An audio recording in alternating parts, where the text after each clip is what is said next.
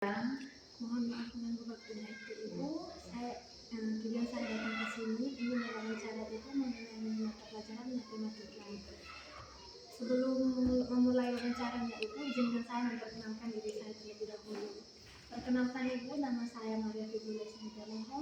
Saya dari program studi PBSD. Saya semester 1 Ibu.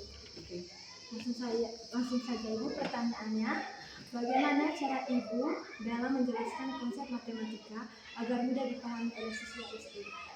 Saya biasanya dalam mengajar matematika itu selalu mengaitkannya dengan hal-hal konkret atau di kehidupan mereka sehari-hari. Contohnya dalam hal berhitung, punya 2 tambah 3, saya selalu mengaitkan kalau kamu punya 2 kelereng mau ditambah lagi 3 kelereng hasilnya berapa. Nah, dari situ mereka bisa berhitung dengan baik dengan cara memberikan contoh konkret dalam kehidupan sehari-hari.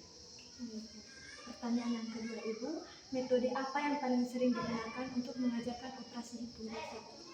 Metode yang sering saya gunakan dalam proses pembelajaran operasi hitung dasar, saya biasanya menggunakan media-media yang bisa kita dapat di sekitar mereka. Contohnya tadi seperti kelereng atau buku yang sudah bisa saya pakai untuk membuat mereka bisa paham tentang cara berhitung. Pertanyaan yang ketiga Ibu, kira-kira strategi apa yang digunakan agar siswa tidak mudah bosan saat pelajaran matematika? Strategi yang biasa saya gunakan adalah menggunakan di sela-sela pembelajaran saya selalu melakukan ice breaking. Biasanya namanya ice breaking. Ice breaking itu berupa permainan atau juga bernyanyi bersama dan bergoyang bersama anak-anak sehingga mereka tidak jenuh dalam mengikuti proses pembelajaran matematika. Ya Ibu, pertanyaan yang keempat, bagaimana Ibu menyesuaikan pembelajaran matematika untuk siswa yang kemampuannya berhitungnya berbeda-beda? Saya biasanya menggunakan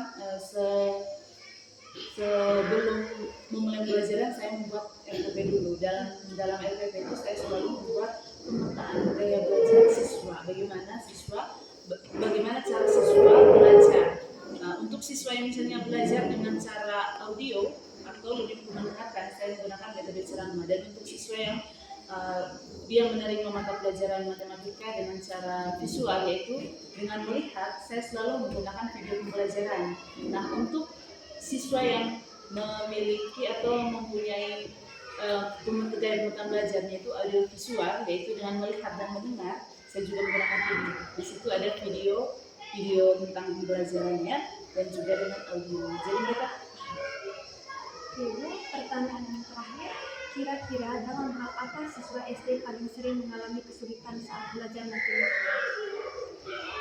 Sepertinya siswa SD ini mengalami kesulitan dalam semua hal menyangkut matematika, karena mungkin sudah tertanam di pikirannya mereka dari dulu itu bahwa matematika itu sulit, padahal tidak sama sekali. Matematika itu tidak sulit dan matematika itu berguna untuk kehidupan kita.